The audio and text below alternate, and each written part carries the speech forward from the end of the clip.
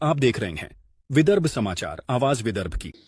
नमस्कार, विदर्भ समाचार में मैं नेहा आप सभी का स्वागत करती हूँ। बढ़ते हैं आज की कुछ खास खबरों की ओर। राज्य में स्थानीय निकाय चुनाव घोषित हो गए हैं। 29 नगर निगमों के लिए चुनाव प्रचार शुरू हो गया है। राज्य चुनाव आयोग द्वारा घोषित कार्यक्रम के अनुसार मतदान 15 जनवरी 2026 को होगा और मतगणना एवं परिणाम 16 जनवरी 2026 को घोषित किए जाएंगे। इसके चलते राजनीतिक माहौल गर्मा गया है और सभी दलों ने तैयारियां शुरू कर दी है। इन चुनावों से नगर निगम स्तर पर सत्ता संतुलन में बदलाव आने की संभावना है और विकास, नागरिक सुविधाएं, जलापूर्ति, सड़कें, स्वच्छता, स्वास्थ्य और शिक्षा जैसे मुद्दे चुनाव के केंद्र में रहेंगे। पिछले कुछ वर्षों से टल रहे इन चुनावों ने नागरिकों में उत्सुकता जगा दी है और लोकतांत्रिक प्रक्रिया को एक बार फिर गति मिलेगी। आवेदन शुरू होने की तिथि 23 दिसंबर 2025 को होगी। आवेदन जमा करने की अंतिम तिथि 30 दिसंबर 2025 को होगी। आवेदनों की जांच 31 दिसंबर 2025 होगी। आवेदन वापस लेने की अंतिम तिथि 2 जनवरी 2026 को होगी। मतदान 15 जनवरी 2026 को होंगे और मतगणना परिणाम 16 जनवरी 2026 को होंगे। नई दिल्ली स्थित सर्वोच्च न्यायालय में दायर रीट याचिका पर 7 नवंबर 2025 को पारित आदेश के अनुसार मानव कुत्ते संघर्ष को रोकने के लिए आवश्यक उपायों को लागू करने के संबंध में जिला कलेक्टर विनय गौड़ा जेसी की अध्यक्षता में कलेक्टर कार्यालय में 20 कलमी हॉल में एक महत्वपूर्ण बैठक आयोजित की गई। बैठक में संबंधित विभागों के प्रमुख उपस्थित थे। जिला कलेक्टर ने भारतीय पशु कल्याण बोर्ड द्वारा निर्धारित मानक संचालन प्रक्रिया के अनुसार कार्यवाही करने के स्पष्ट निर्देश दिए।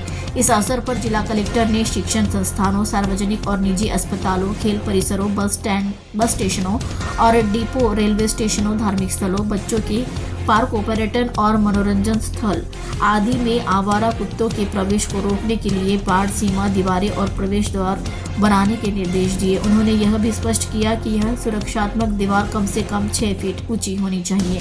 साथ ही संबंधित प्रबंधन को आवारा कुत्तों के प्रबंधन और स्वच्छता के लिए नोडल अधिकारी नियुक्त करने चाहिए। स्थानीय स्वशासन निकायों की सहायता से क्षेत्र में कुत्तों को पकड़ने, उनकी नसबंदी, टीकाकरण और कृमिनाशक करने और उन्हें नगर निगम या नगर पालिकाओं द्वारा संचालित आश्रयों में या पशु कल्याण संगठनों, गौशालाओं, पंजापोर और स्वयंसेवी संगठनों के सहयोग से सुरक्षित स्थानों पर रखने के निर्देश दिए गए। स्थायी पट्टे के आवंटन के संबंध में हमने कई बैठकें की हैं। राजस्व मंत्री चंद्रशेखर बावनकुले ने भी इस संबंध में निर्देश दिए। इसके बावजूद प्रक्रिया बहुत धीमी गति से चल रही है, इसलिए इस प्रक्रिया में तेजी लाई जानी चाहिए। विधायक किशोर जोरगेवार ने सुझाव दिया कि नागरिकों को भी मकान पट्टे के लिए आवेदन पत्र निर्धारित प्रारूप में भरना चाहिए। जिला कलेक्टर कार्यालय में नागरिकों को स्थायी पट्टे के आवंटन की प्रक्रिया के संबंध में एक योजना बैठक आयोजित की गई। इस अवसर पर विधायक किशोर जोरगेवार ने ये निर्देश दिए।